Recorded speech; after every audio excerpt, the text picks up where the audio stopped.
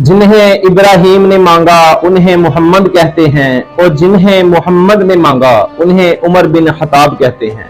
इस्लाम के दूसरे खलीफा उमर बिन अल खत्ताब 22 लाख मरबा मील से ज्यादा के हुक्मरान, नबी सल्लल्लाहु अलैहि वसल्लम के ससुर हजरत अली रजी अल्लाह अन्हो के दामाद, फातिहा बैतुल मुकद्दस और शहादत जैसे रुतबे से फैज याब होकर हजूर सल्लल्लाहु अलैहि वसल्लम के पहलू में आराम फरमाने वाले उमर बिन खत्ताब, जिनके बारे में हजूर सल्लल्लाहु अलैहि वसल्लम ने फरमाया कि उमर वो हैं जिनसे इस्लाम को इज्जत मिली है, उमर से इस्लाम को ताकत मिली है, उमर कुफर और इस्लाम में फर्क करने वाले हैं।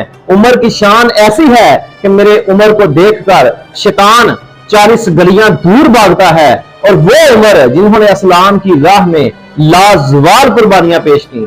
हजरत उमर फारूक रजी अल्लाह अन्हु तो वो हैं जिनके ईमान लाने की खुशी मलाइका ने आसमानों पर की।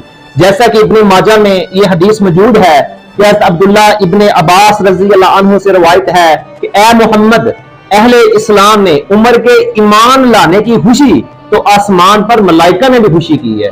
बार बार रसालत माद की ज़बान अक़दस से जन्नत की बिशारत पाने वाले हज़रत उमर बिन अल खत्ताब, जैसे कि जामे तिर्मिज़ी में एक हदीस नकल है कि हज़रत अब्दुल्ला बिन मसऊद से रवायत है कि नबी सल्लल्लाहु अलैहि वसल्लम ने फरमाया, तुम्हारे पास एक जन्नती शख्स आने वाला है, बस हज़रत उमर फारूक तशरीफ ले आए। बुखारी शरीफ किताब अल अज़ान में एक हदीस है कि अजान जो है ना, ये हज़रत उमर फारूक की तजवीज़ थी। हज़रत उमर फारूक की राय पर जो वो राय देते वो इस्लाम बन जाता। इब्ने उमर से मरवी है कि अजान हज़रत उमर फारूक की तजवीज़ थी जो कि नबी सल्लल्लाहु अलैहि वसल्लम ने पसंद फरमाई और इसे तरीका बना दिया गया। अरे उमर तो वो हैं जिनका महल रसूलुल्लाह सल्लल्लाहु अलैहि वसल्लम ने जन्नत में देखा है। ये बुखारी शरीफ की हदीस है।